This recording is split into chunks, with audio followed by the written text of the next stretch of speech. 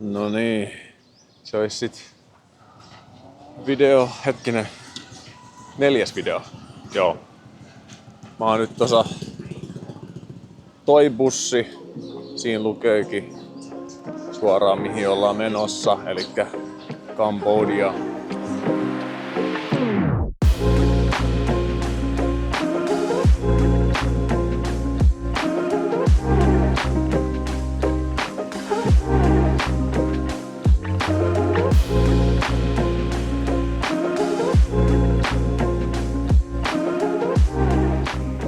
40 minuuttia Kambodian rajalta. Passit ja viisumit sun muut on annettu kuljettajille. Mä odottelen, että mä saan mun kylmän Earl Greyn tuolta ja sit mä hyppään takas bussiin. Viisumi maksoi sen 30 USD, vähän vajaa 30. Koko matkan kesto Saigonista Phnom Penhiin on about 7 tuntia.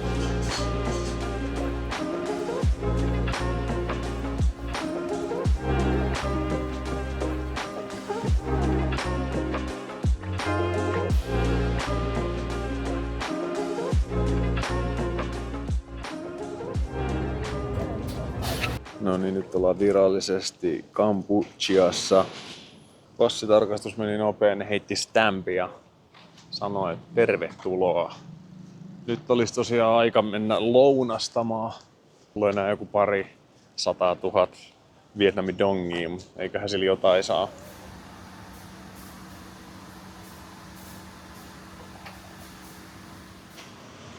No niin, nyt on saavuttu vihdoinkin Kambodia. Bussin piti kestää noin 6 tuntia 30, mutta se päätyi olemaan 8 tuntia vartti, eli olihan se nyt vähän odotettavissa, että se saattaa mennä vähän pidempään kuin mitä oli suunniteltu. Mulla ei ole penniäkään rahaa, taksit yrittää tarjota kyytiä, mutta mä oon kävelemässä tällä hetkellä pankkiin, mistä mä saisin nostettua rahaa. Ja sit mä toivottavasti voin jatkaa matkaa taksin kanssa. Sit mä pääsen mun Airbnbihin ja sit mä voinkin aloittaa vähän tutkimisen.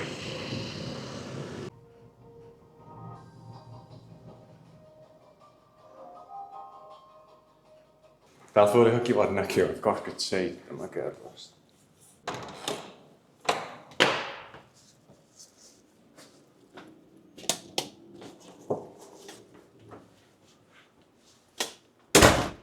Oho.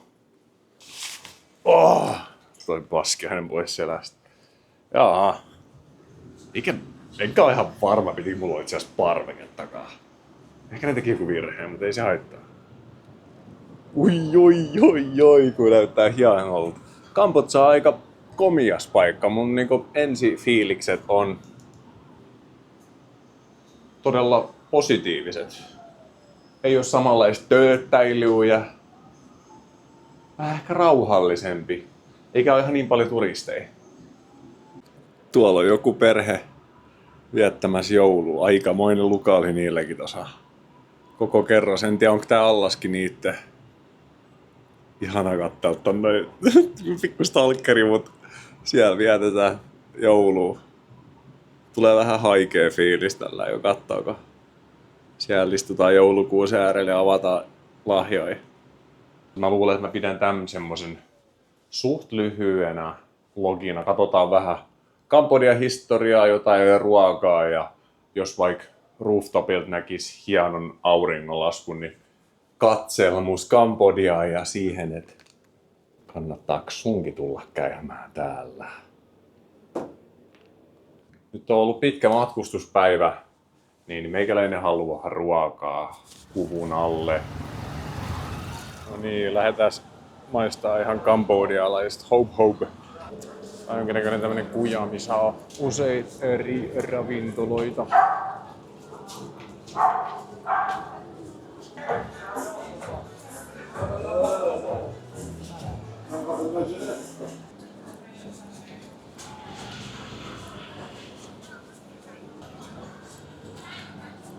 Siellä on edes hope.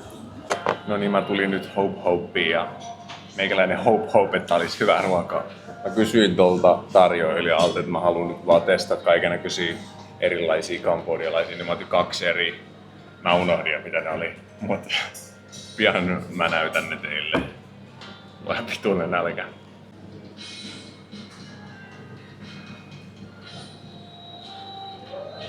Ensimmäiset annokset saapuu, erittäin yksinkertainen, tuoksuu hyvältä.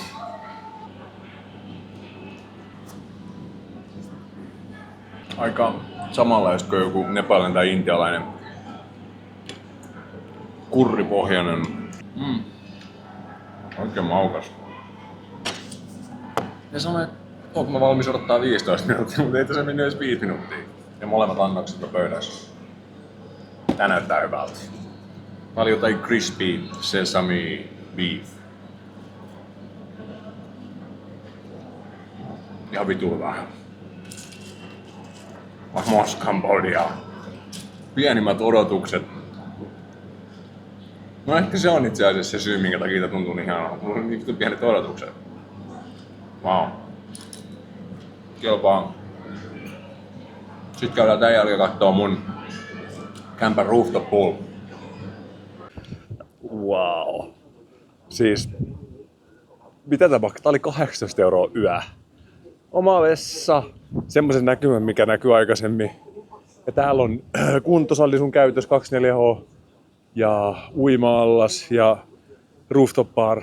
Ja kattokaa tätä uima-allas, siis vaan ihan vaan sanaton.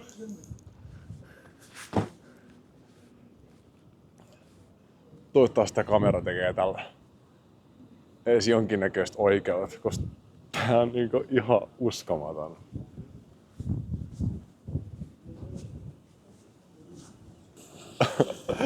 Ei saakeli, onkohan tuo vesi lämmin? Täytyy laittaa uikkarit jalkaan ja tuu tän näin. Mut joo, ihan käsittämätöntä, että tähän hintaan vielä kuuluu kuntosalikin ja tämmöisillä näkymillä. Oi. Mikäs siinä? Mä olen täysin speechless. No niin, mulla oli ekstensiiviset keskustelut singaporelaisen herrasmiehen kanssa yläkerran rooftop poolilla ja hän sanoi mulle, että nyt kannattaa mennä riverfronttiin kävelemään ja mä ajattelin, että mä testaan nyt tommoista tuk-tukkiin, niin katsotaan mun yhtyvä tuuriko skootterien kanssa. Hello! Oskari! Elikkä riverfront ja toivottavasti siellä olisi hyvä meininki tällä jouluaattona kello 9. Vittu mä luulen, että multa putosi jotain, mutta ei se varmaan ollut multa. Mikrofoni on vielä tallella ja puhelin ja kaikki muut. Noniin, palataan riverfrontilla. Ellei tuu kolariin, niin sit mä kuvaan.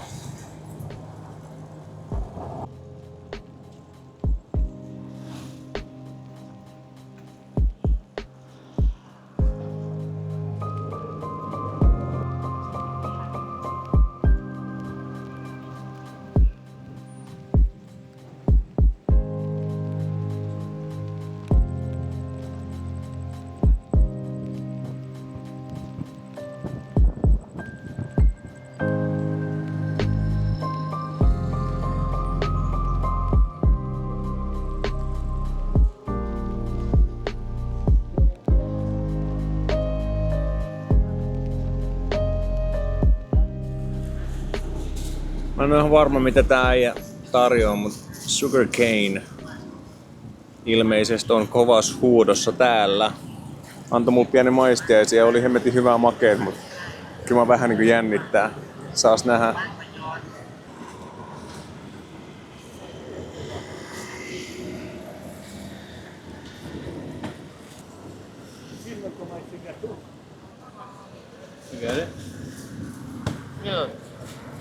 Yeah. Arigato. With the meat. White sesame. White sesame, okei okay, yeah.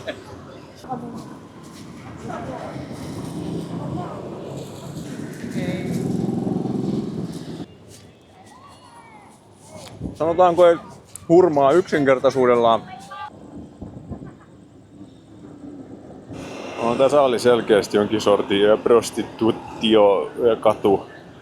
En halunnut kävellä sitä 20 metriä enempää, koska heti tarjottiin kokain ja hello. Kyllä se olisi virhe jättää Oscar käymät, kun tää kerran ollaan.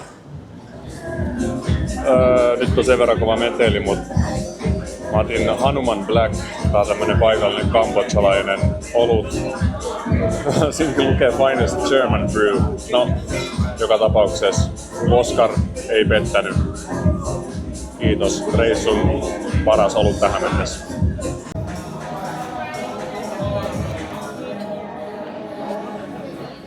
Okei, täytyy myöntää kyllä, että en ole missään maassa aikaisemmin nähnyt kuin Kambodžassa niin monta vanhaa valkoista miestä nuorten aasialaisten naisten kanssa. Mä luulen, että tää on tämmönen aika paratiisi noille varakkaille valkoisille kukoille. Hyvää joulua ja uuden vuoden odotusta. Meikäläinen soittelee nyt perheenjäsenet läpi ja toivotan hyvää joulua. Näihin tunnelmiin 29 astetta. Lämpimin joulu, mitä meikäläisellä on koskaan ollut. Ja onneksi löytyi hyvä musta olut siihen rinnaan. Mä ajattelin, että tästä Kambodžasta tekisi semmosen lyhyen, niin kuin mä sanoisin aikaisemmin, kun kirjauduin sisään. Mut saa nähdä, koska tää on nyt osoittautunut aika mielenkiintoiseksi paikaksi. Ja mä ajattelin, että mä teen tästä semmosen synkän, koska Kambodžalla on kuitenkin aika synkkä historia. Silloin 70-luvulla, kun oli se kansanmurha, genocide, ja mä ajattelin, että mä kävisin huomenna tsekkaamassa sen museon. Surullinen musiikki ja palataan ehkä asiaan huomenna toi siellä museossa.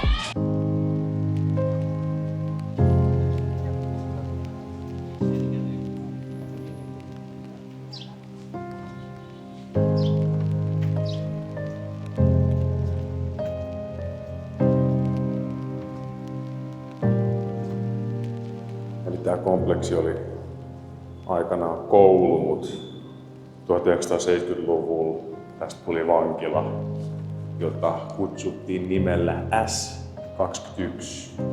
Tänne tuotiin tuhansia viattomia ihmisiä, opettajia, lääkäreitä, perheitä, joita syytettiin kaikennäköisistä teoista, rikoksista, joita ne ei ollut ikinä tehnyt. Ja no, ikävä kyllä, suurin osa näistä vangeista ei koskaan sit näiden porttien ulkopuolelle palannut. Siinä näkyy äsken yksi selviytyjä, hänen selli, ja hän on itse täällä tänään allekirjoittamassa vihkosia.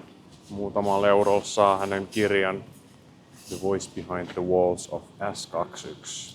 Nyt ollaan taas vähän fiksumpia, tiedetään vähän enemmän Kambodžan synkästä historiasta ja voidaan taas palata mukavien asioiden pariin. Kiitos kun olet mukana tällä reissulla kanssani.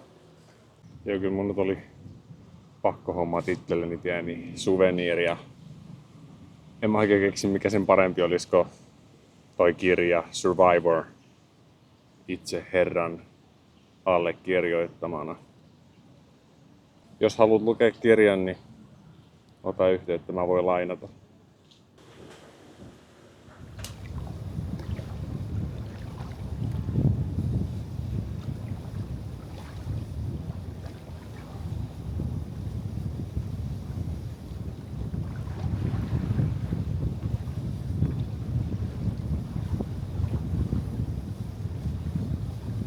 No niin, mä säästin teidän nyt jälleen taas yhdeltä annokselta.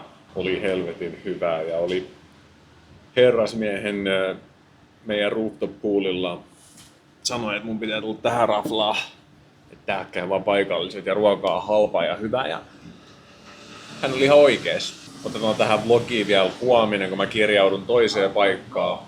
Mä en varmaan ihan hirveästi tee enää mitään eksploraatioa, tutkimusmatkailua. Et katsotaan mihin huominen päivä johtaa. Mä pyydän tykkäämään ja ei tarvi subscribeä. Ai ketään siihen pakota, mutta on vielä jännittäviä videoita luvassa varmasti tässä tulevaisuudessa, mutta jos et halua tilata, niin älä tilaa. Älä tilaa. Niin, pieni puna päällä. Nyt mä menen kattoo mun Airbnb 2. Nyt tää nykyinen, missä mä olin 2 yötä, niin tää oli 18 vai 19 € yöllä. Katsotaan mitä se seuraava tarjoaa. Se oli mun mielestä 36 € yöltä. Parempi olla kuule aikamoiset puitteet, että on vörtti siirtyä tästä paikasta sinne ja maksaa vielä enemmän. Punotuksen syy on myös toi pienehkö darra. Mä olin eilen laulas karaokea.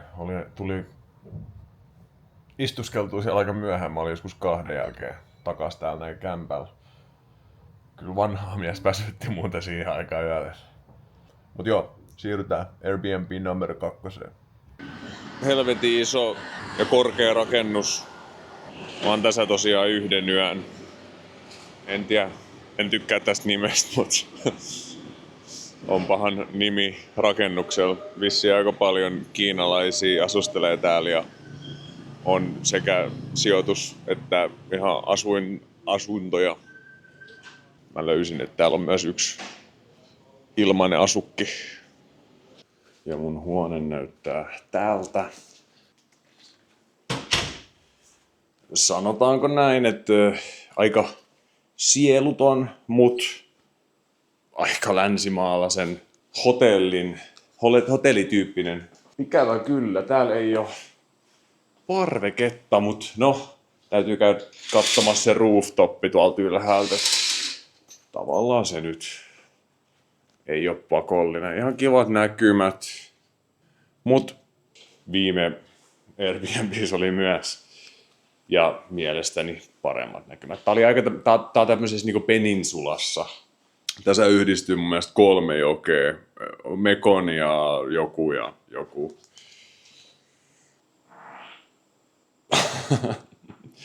Saa nähdä sisältyykö toi tuohon vlogiin, mutta seuraavaksi käydään yläkerrassa katsomassa se rooftop pool, jos käyn polttamassa mun nenää vähän lisää. 请按要去楼层的按钮 ，please press the button for the desired floor. 44th floor. Mitä ne nyt korjaa? Aika cute. On aika korkealla. Hei, tää onkin hienoa. Tänne puolelle en olekaan nähnyt sen enempää vielä. Niin, en muista mitkä 3 jokea tässä nyt oli, mutta Mekong on nyt ainakin 1. Aika hauska kyllä, että koko Wealth Mansionin poolilla on ketään. No onneksi meikäläinen on. Nyt näette miltä näyttää raaks poltettu.